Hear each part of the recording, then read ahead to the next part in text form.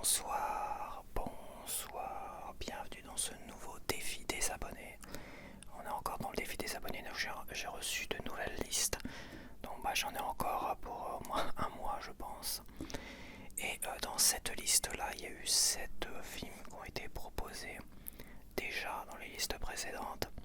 Ce qui a fait que ma règle aujourd'hui, c'est que je vais sur Google, filmographie, je prends l'acteur principal, je vais sur Wikipédia et je chope le film dans lequel il a tourné avant celui qu'on a déjà proposé.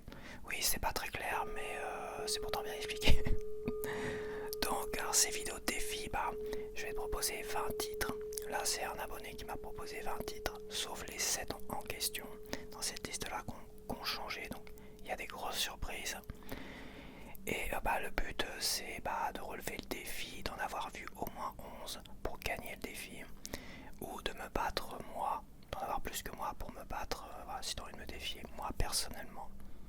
Je pense que voilà, c'est histoire de découvrir des films et tout ça, et c'est toujours très très intéressant. Donc allez, c'est parti, on va commencer avec l'ascenseur niveau 2. Donc l'ascenseur niveau 2, c'est un remake du premier film d'horreur des années 80. Je crois même que dans les années 80, il y avait un deuxième film. Mais apparemment celui-là, c'est un remake du premier. Donc c'est avec... attends, je me trompe. Ah, c'est là. C'est avec Naomi Watts. Donc celui-là, je ne l'ai pas vu. Et Ron Perlman, que je connais, Edward Herrmann, un des acteurs de Gilmore Girls qui est décédé aujourd'hui. Et voilà, bon, c'est une histoire d'un ascenseur. Alors le premier, je l'ai vu. Le remake, celui-là, je l'ai pas vu. C'est à New York, l'un des 73 ascenseurs du Millennium Building connaît des dysfonctionnements sérieux. Un agent de sécurité ainsi qu'un aveugle et son chien sont retrouvés décapités. Voilà. Donc voilà, c'est un ascenseur qui coince les gens avec les portes comme ça. Et qui te fait passer l'ascenseur et quick, merci, au revoir. C'est un film d'horreur. Bon, celui-là je l'ai pas vu, mais apparemment c'est le coup du chien et de l'aveugle. Oui, c'était dans le premier. Ok, next. Deuxième film. Stalker. Alors je pense que c'est celui-là. J'ai pas eu de précision, donc c'est un vieux film. Stalker. Un film d'Andrew Tarkovsky. Alors c'est pas ça, ok. Stalker, sorte de guide, accompagne un physicien, un écrivain dans la zone vaste No Man's Land où jadis est tombée une météorite. Ce territoire contient un secret, la chambre des désirs, exaucant les vœux de ceux qui s'y rendent. Donc apparemment c'est un film de science-fiction de 1979. Je suis pas sûr que qui que ce soit l'ait vu d'ailleurs, c'est IMCA Baseball Team. IMCA Baseball Team. Je crois que le film original qui a été proposé dans la liste est Memory of Murders, mais on l'a déjà vu dans une liste. Alors, je ne l'ai pas vu. Équipe de baseball du IMCA est une comédie sud-coréenne de 2002, écrite et réalisée par Kim Yoon-seok, avec Song Kang-ho et Kim Mi-so. En 1905, une conjonction d'événements internationaux a conduit à la perte de la souveraineté de la Corée de Joseon. En 1910, le Japon a officiellement annexé la Corée. Je suis pas sûr que ce soit un synopsis. C'est bizarre, je sais pas pourquoi aimer ça là. Bref, ça doit être une comédie sud-coréenne sur le baseball, tout simplement. Donc le film suivant, c'est pareil, ça venait d'un film que j'ai été obligé d'aller piocher parce que celui-là avait déjà été vu. Nabi. Voilà, on a le titre en entier, Nabi. Alors je ne connais pas du tout. Alors Nabi dans le futur ouverture, une ville coréenne est victime d'un mystérieux virus. La population est mise en quarantaine et des avortements obligatoires sont mis en place. Des touristes viennent visiter la ville. Faut voir, ça n'a pas l'air inintéressant. Donc celui-là, c'est pareil. Ça vient remplacer There Will Be Blood, qui a été proposé 3 fois, voire 4 même, parce que je l'ai changé sur la liste précédente. Donc j'ai été voir Daniel Day-Lewis, voir ce qu'il avait fait juste avant. Et c'est un film dans lequel il a joué entre Gang of New York et There Will Be Blood. Donc Gang of New York, je l'ai vu, ça m'aurait arrangé. Et celui-là, je suis très curieux parce que cet acteur-là, c'est un acteur qui est quand même un des meilleurs acteurs au monde. Il a joué dans très très peu de films parce qu'il est très pointilleux sur ses choix. Vraiment, et quand il s'implique dans un rôle, il a la méthode... je sais plus comment on appelle cette méthode d'acteur. J'ai le livre d'ailleurs. J'ai le livre. Ce livre-là, c'est la méthode de Konstantin Stanislavski. Donc c'est un adepte, voilà, c'est un adepte de cette méthode-là. Il y en a beaucoup quand même. Et généralement, c'est pas des petits acteurs, c'est quand même des acteurs de talent. C'est pour ça que je suis quand même curieux parce qu'il est quand même très pointueux sur ses choix. Pourquoi il a choisi ce film-là qui a l'air d'être un film The Ballad of Jack and Rose avec Catherine Keener et Camilla Bell. Festival de Deauville en compétition, Festival Marrakech. Il a reçu un prix d'interprétation masculine. Je ne suis pas étonné, franchement. Donc avec Daniel Day-Lewis, Camilla Bell, Paul Dano, tiens on retrouve Paul Dano, Catherine Keener, on a Beau Bridge, le frère de Jeff Bridges, Beau Bridges, et Jenna Malone. Jack vit avec sa fille Rose sur une petite île au large de la côte est américaine. Depuis la mort de sa femme, il s'occupe seul de Rose. Le père et la fille entretiennent une relation quasi exclusive. Cependant, Rose a 16 ans et Jack comprend qu'il est temps pour elle de rencontrer d'autres personnes. Ok, ça a l'air intéressant. Comme j'aime beaucoup cet acteur-là, je respecte énormément cet acteur-là. Je suis quand même curieux de voir ce film-là si j'arrive à le trouver un jour. Ça a l'air déjà le titre est en anglais, donc bon. Le prochain film, c'est Le Tombeau des Lucioles. Le Tombeau des Lucioles, c'est un film Ghibli, mais c'est pas un film de Miyazaki. Voilà, c'est pas un film de Hayao Miyazaki, mais c'est un film de Ghibli. Que mon frère avait eu, je crois, un super beau coffret à l'époque je sais plus si c'est DVD ou VHS. J'ai jamais été fan, je l'ai vu. C'est très sombre, c'est pas un dessin animé. Alors autant les Hayao Miyazaki, c'est quand même très coloré, c'est quand même chatoyant. Il y a parfois des histoires un peu dures, comme Le vent se lève. Le vent se lève de Hayao Miyazaki, pour moi, c'est l'histoire la plus... J'ai été le voir au cinéma en plus. J'ai été troublé quand je suis rentré chez moi. J'ai pas pleuré quand j'ai vu le film. Mais quand je suis rentré chez moi, après coup, je sais pas pourquoi ça, mais le film m'a marqué, quoi. Sur le long terme, la fin, tout ça, il y a plein de choses qui m'ont marqué.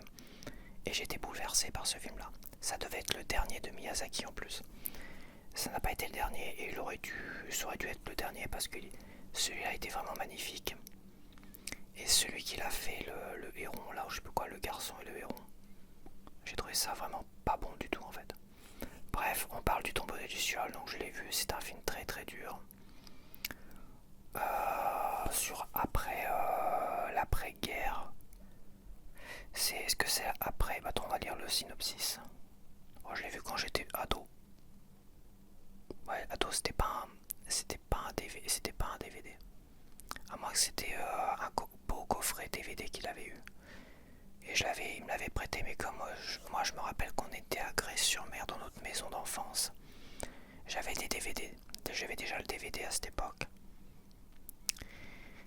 Mais on était aussi des gros amateurs de VHS. Je me rappelle qu'on avait acheté tous les deux le coffret Star Wars de 97 et les films de 97 qui sont repassés au cinéma. Donc on a été les revoir au cinéma. Les versions modernes de 97 de Star Wars. Ils avaient sorti des coffrets de VHS. Il y avait un coffret or et un coffret argent. Et moi j'avais dû, je sais plus, acheter la français ou le contraire. Et à un moment donné, on avait échangé. À un moment donné, je sais plus pourquoi il voulait ma version. Et je me suis dit, bah tiens, pourquoi pas, je vais prendre ta version. Parce qu'on aimait bien aussi la VO sous-titrée français, parce on nous avait enregistré les films sur Canal+. Et pour l'Empire contre-attaque, au moins, on avait sur la même cassette de 4 heures, l'Empire contre-attaque en VO sous-titré français en premier et en VF en deuxième. Donc ça faisait 4 heures de l'Empire contre-attaque. Et je me rappelais que je regardais, quand je lançais la VHS, des fois je me faisais une après-midi de l'Empire contre-attaque en VO sous-titré français en premier et en VF en deuxième. Bref, je sais pas pourquoi je parle de Star Wars, mais bon.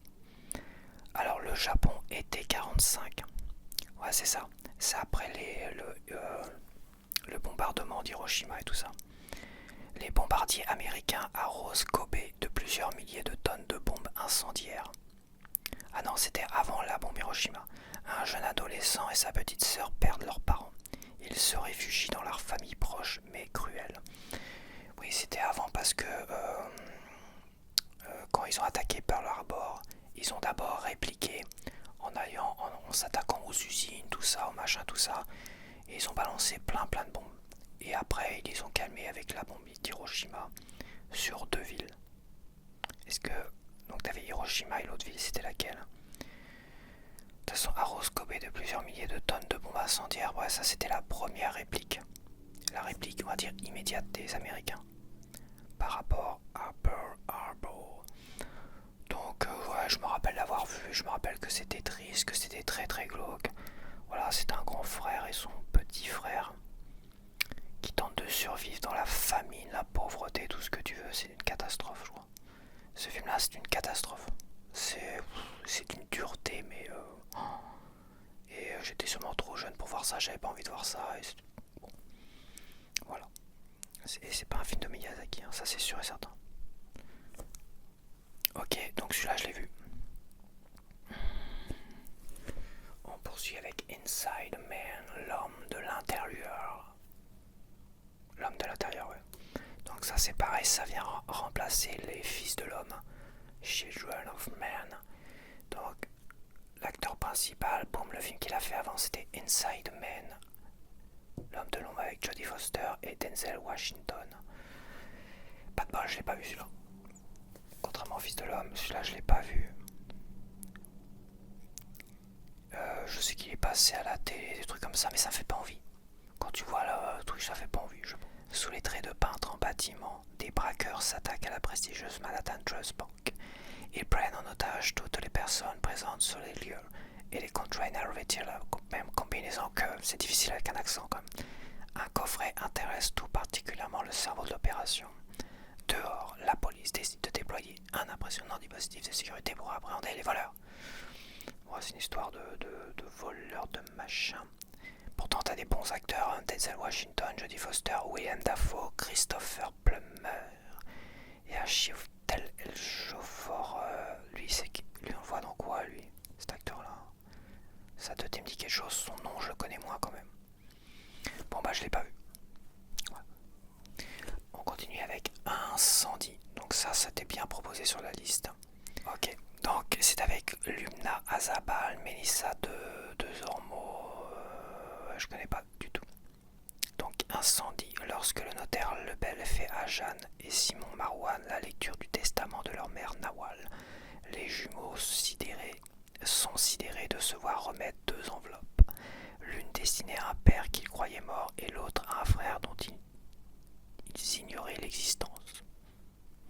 Attends, c'est les mêmes acteurs, hein, donc c'est ça. Ouais, bah je sais pas de quoi ça. C'est pas très... Bon, le prochain, donc je l'ai pas vu, Incendie. Le labyrinthe de Pan. Donc le labyrinthe de Pan, j'ai commencé à le voir, je ne sais plus où. Et j'ai pas eu envie de voir la suite. Ou j'ai pas eu le temps, ou je suis parti sur autre chose, je ne sais plus. Il y a des films, des fois je les entame sur Netflix ou Prime ou ailleurs quand je les enregistre à la télé. Et finalement, bah, à un moment donné, je les oublie parce que ça m'a pas assez palpité pour pouvoir les poursuivre. Donc, bah non, je l'ai pas vu. Alors, c'est Espagne 44, fin de la guerre. Carmen, récemment remariée, s'installe avec sa fille Ophélie chez son nouvel époux, le très autoritaire Vidal. capitaine de l'armée franquiste. Alors que la jeune fille se fait difficilement à sa nouvelle vie, elle découvre près de la grande maison familiale un mystérieux labyrinthe. Pan, pan, pan, pan, pan. Le gardien des lieux, une étrange créature magique et démoniaque, va lui révéler qu'elle n'est autre que la princesse disparue d'un royaume enchanté. Ok. Next. Là, ça vient remplacer Prisoners, je crois. Ouais, il y a eu Prisoners, donc là, on va faire l'intégrale de Villeneuve, mais Prisoners, on en a déjà parlé dans une liste précédente. Donc, pareil, j'ai été chercher le film où Jake Gyllenhaal a joué juste avant, et c'est un film que je connais pas du tout. End of Watch, from the writer, donc par le scénariste de Training Day, et non pas par le réalisateur de Training Day c'est qui le réalisateur de Training Day en fait. Est-ce que c'est ah ben ça m'échappe.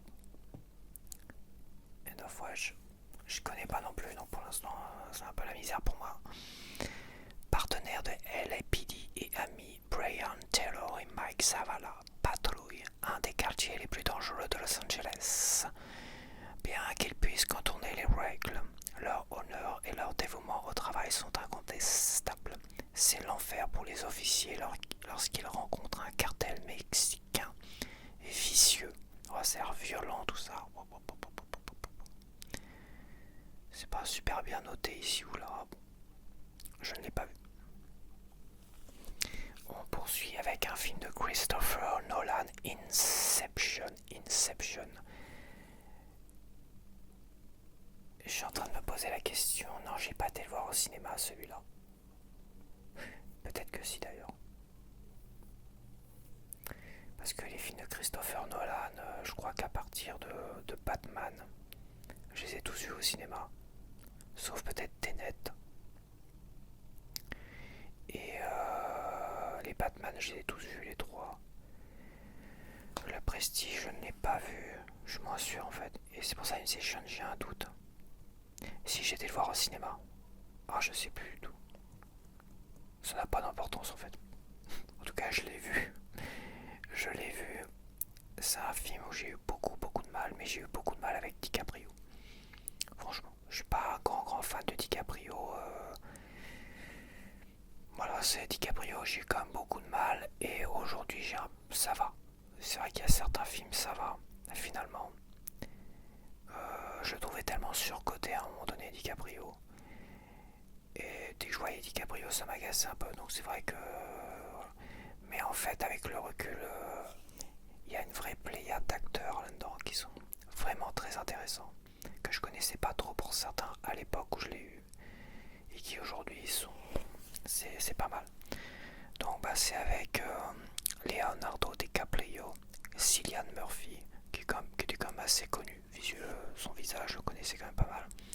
Joseph Gordon-Levitt, c'est pareil. Tom Hardy, tu vois, Tom Hardy, je le connaissais pas trop à l'époque. Et aujourd'hui, de savoir qu'il joue dedans, tu vois, il jouait dedans, c'est vrai.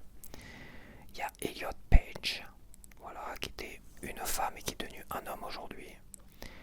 On a Marion Cotillard, c'est vrai que Marion Cotillard, elle a joué dans 2 films au moins de Christopher Nolan, au moins. Si ce n'est, est-ce qu'il n'y en a pas un troisième d'ailleurs? Donc c'est une histoire... je vais peut-être te lire aussi, ça sera peut-être plus simple pour moi de t'expliquer tout ça. Don Cobb est un voleur expérimenté dans l'art périlleux de l'extraction. Sa spécialité consiste à s'approprier les secrets les plus précieux d'un individu, enfui au plus profond de son subconscient, pendant qu'il rêve et que son esprit est particulièrement vulnérable. Très recherché pour ses talents dans l'univers trouble de l'espionnage industriel, Cobb est aussi devenu un fugitif traqué dans le monde entier. Cependant, une ultime mission pourrait lui permettre de retrouver sa vie d'avant. Donc c'est quelqu'un qui se plonge dans les pensées, on va dire, dans le cerveau et les pensées de gens pour leur voler des secrets industriels ou autre chose, tu vois. Voilà, c'est un spécialiste dans ce domaine. Et puis voilà. Mais à un moment donné, il va se passer quelque chose, ça va très mal se passer, comme dans beaucoup de films, et voilà. Et j'en dis pas plus. Et non, je l'ai pas vu au cinéma parce que en fait, je me rappelle que mon frère m'avait dit ce film-là est exceptionnel. C'est un best film ever. Il faut absolument que tu le vois. Ça va être mon frère ou je ne sais plus qui d'autre. Mais ça va être mon frère parce que mon frère l'a comparé à Matrix. Pour lui, comme Matrix, c'est un film exceptionnel. Tellement exceptionnel qu'il a jamais pu voir Matrix 2 ou 3. Surtout qu'à un moment donné, moi j'ai été les voir au cinéma, je lui ai dit non, c'est trop de la merde. Ne va surtout pas les voir. Il m'a dit bah, t'as bien fait. De toute façon, je comptais pas aller les voir. Et encore aujourd'hui, je suis quasiment sûr qu'il a jamais vu Matrix 2 ni Matrix 3. Parce que pour lui, le 1 est un chef-d'œuvre qui veut pas se. Il n'a pas besoin de suite. C'est un film qui se suffit à lui-même, tu vois. Et il m'a dit Inception, ça, voilà, c'est un effet Matrix pour lui. Et je l'ai vu et dans un premier temps, j'avais fait ouais, bon. Et après, dans un deuxième temps, un troisième temps, c'est vrai qu'il est pas mal. Mais voilà, c'est pas mon préféré de Christopher Nolan, hein, je dois bien t'avouer. Donc je l'ai vu. On continue avec un film de David Fincher, Benjamin Button, l'étrange histoire de Benjamin Button avec Brad Pitt et Cate Blanchett. Je l'ai vu. Très très beau film, magnifique, exceptionnel. Non, c'est un super film. Mais David Fincher, moi, j'aime beaucoup. Et là, il m'a pas déçu du tout. Donc, Cate Blanchett et les autres, il y a Julia Ormond, que je connais, Tilda Swinton aussi qui est dedans. En fait, il naît bébé, d'une certaine manière, mais un bébé vieux. Très très vieux. Et à un moment donné, il grandit en tant que gamin, mais il est toujours très très vieux. Donc ça fait un petit vieux, machin, gna gna gna. Quand il a 18-19 ans, ben c'est un grand-père, il décide d'aller travailler sur un bateau de pêche. Et vous n'êtes pas un peu vieux pour travailler sur un bateau de pêche. Et plus il va vieillir et grandir, et plus il va rajeunir en fait. Voilà. Et après, bah, je te dis pas tout. C'est un film très intéressant. Franchement, super intéressant. Ça, c'est du beau cinéma, quoi. Et oui, je l'ai vu. On continue avec David Fincher et l'excellent Seven que j'ai vu au cinéma avec Brad Pitt, Morgan Freeman et comment ils s'appellent les deux. Bon, de toute façon, ça n'a pas d'importance. Je l'ai vu. Seven, un thriller très film d'horreur, mais c'est un thriller. Je vais essayer de l'expliquer. Bon bah c'est un thriller sur des meurtres particulièrement horribles qui semblent être liés aux péchés capitaux. Voilà, c'est tout. Merci, au revoir. Très bon film, vu au cinéma. Ça, je sais pas pourquoi, mais l'intro du film m'a marqué au cinéma. C'est quelque chose qui m'a énormément marqué au cinéma. Et à chaque fois que je retombe sur le film et que je vois l'intro du film, ça me replonge au cinéma. C'est très bizarre. Il y a des films, je me rappelle pas forcément les avoir vus au cinéma, mais que j'ai été voir parce qu'on me le rappelle.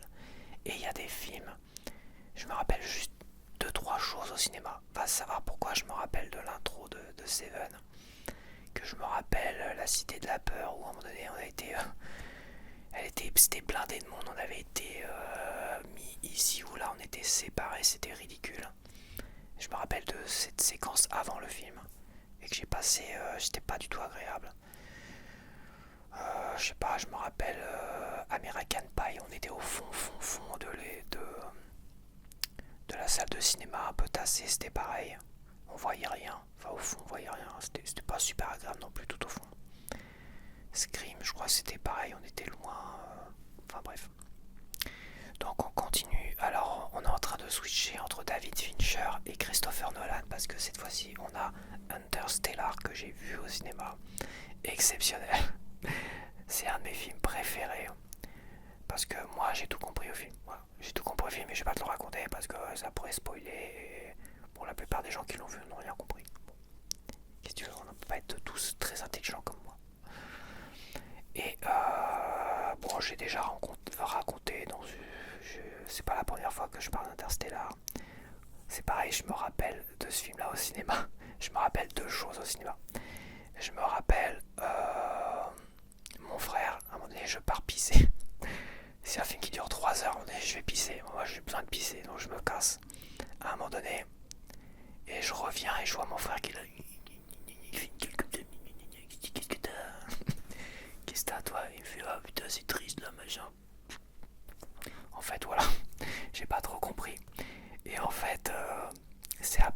je l'ai revu en Blu-ray DVD, en Blu-ray plutôt. Quand je l'ai revu en Blu-ray, j'ai compris en fait pourquoi il avait pleuré, pourquoi il faisait une tronche comme ça. J'ai compris, même lui, il dit j'étais moitié les larmes aux yeux comme ça, il se retenait de pleurer, donc il faisait une teuté de fou là.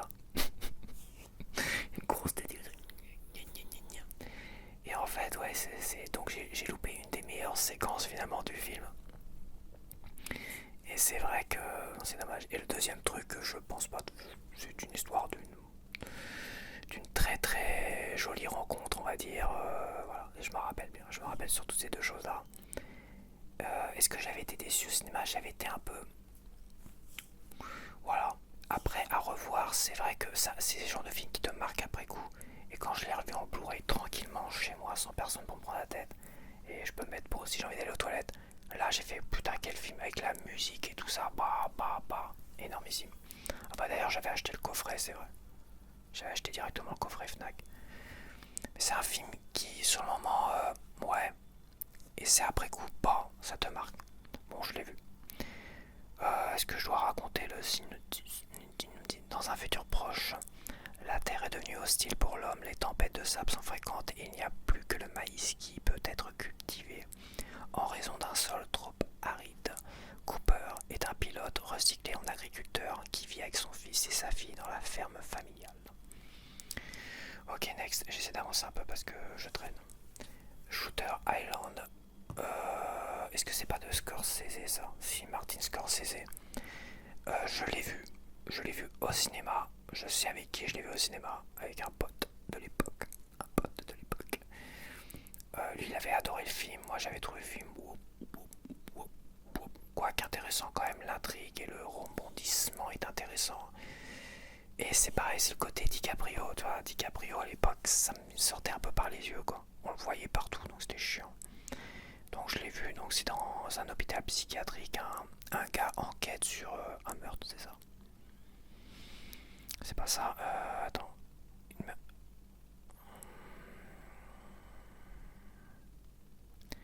Il enquête sur une disparition, c'est ça, très vite.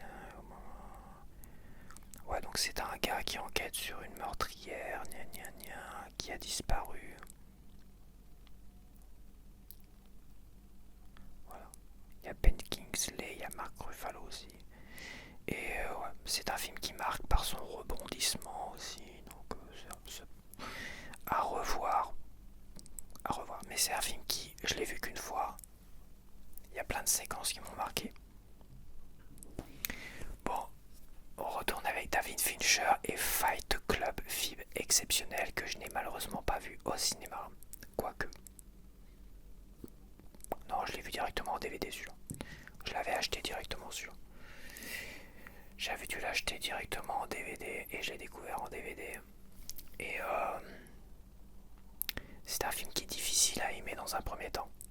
C'est difficile à aimer dans un premier temps. Et dans un deuxième temps, c'est un film qui marque. C'est un film avec des scènes cultes, avec des propos cultes à un moment donné. Et c'est un film incroyable. C'est un des films les plus incroyables de David Fincher. Et voilà, je l'ai vu. Donc c'est l'histoire d'un gars qui rencontre un autre gars. D'un gars un peu coincé dans sa vie, un peu coincé où il se passe pas grand chose. Il rencontre un gars un peu rentre dedans et tout ça. Et à un moment donné, bah, ils vont créer un fight club, ils vont se foutre sur la gueule, entre parenthèses. Et ils vont créer un fight club où des gens vont se foutre sur la gueule pour décompresser. Voilà. Puis je raconte pas tout, évidemment. Next.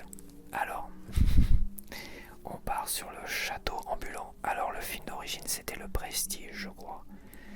C'était Le Prestige qu'on a déjà proposé. Donc je suis parti Christian Bale. Et le film dans lequel il aurait joué avant. Et j'ai eu le château ambulant. Donc il a fait la voix de ce personnage en anglais. Donc bah, j'ai pris le château ambulant que j'ai vu au cinéma. Le château ambulant. J'ai un doute. Donc je l'ai vu de toute manière et j'adore, c'est un de mes 20 films préférés. Parmi les Ghibli, c'est mon deuxième, troisième, il est dans mes top 3 de mes films Ghibli préférés avec Chihiro et Mononoke. Et quoi d'autre?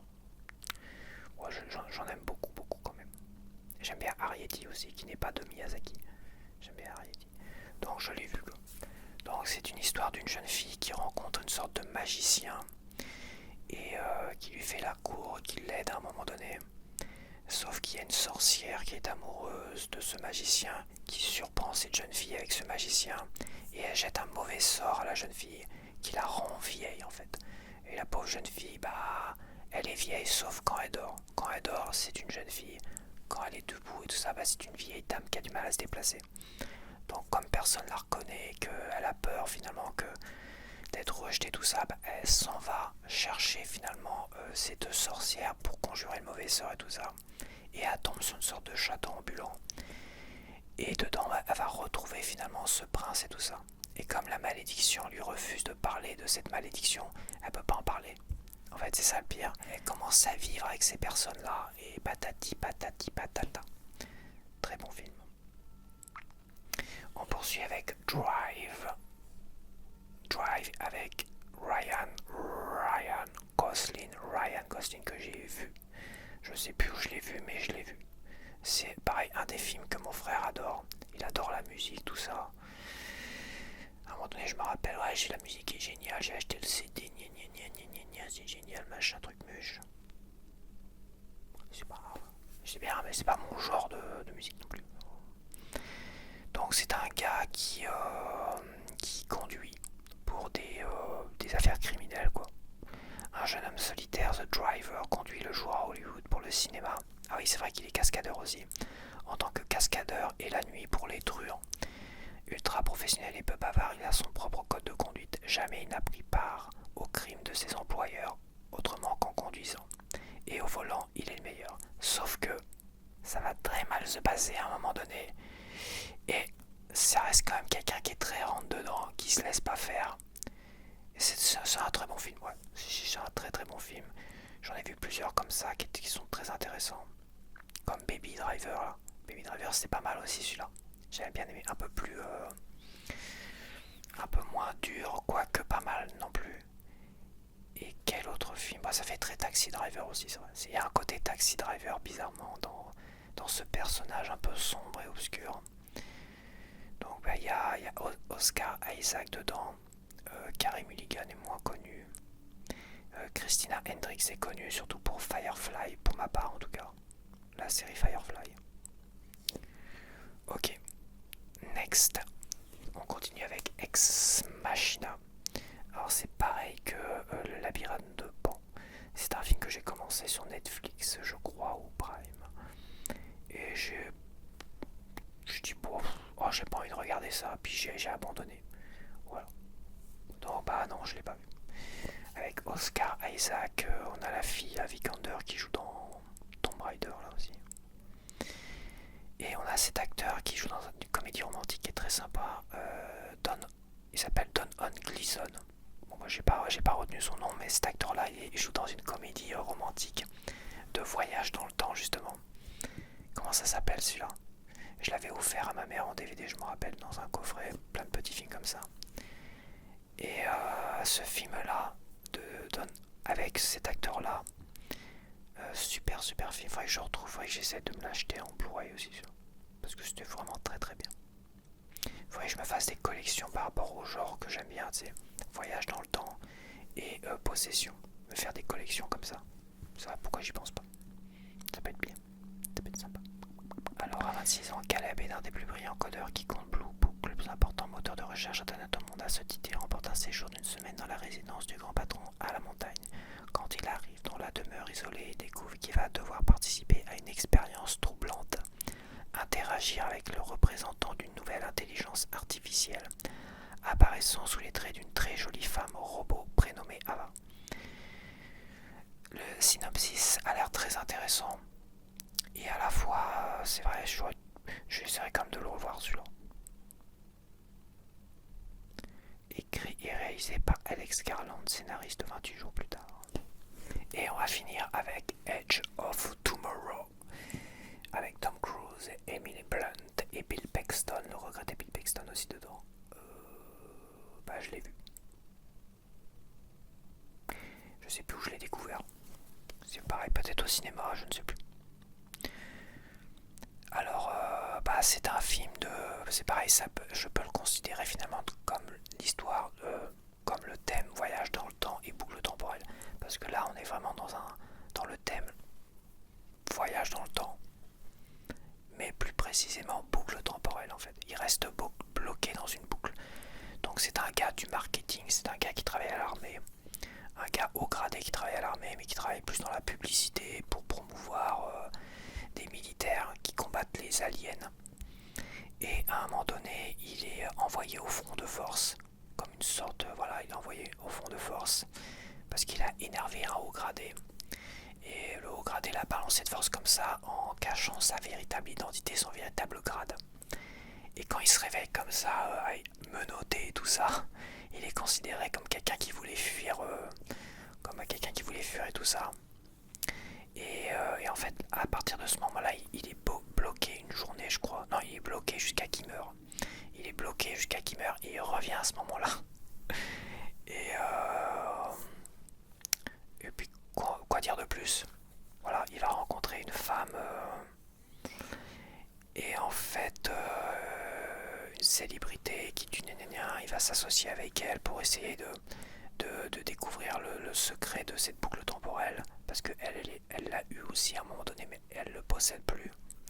Cette histoire de boucle temporelle qui est une sorte de pouvoir d'une certaine manière. Et ils vont tout faire pour gagner la guerre contre les aliens. Voilà. Bon, j'en ai pas compté les points maintenant. Edge of Tomorrow 1, Drive 2, Le Château Ambulant 3, Fight Club 4, Shutter Island 5, Interstellar 6, Seven 7, Benjamin Button 8, Inception 9, Tombeau des Lucioles 10, 10, 10, 10, 10, 10. Ah, je reste bloqué à 10. Je reste bloqué à 10. Je suis dans la moyenne, je n'ai ni perdu, je n'ai ni gagné. C'est pas mal.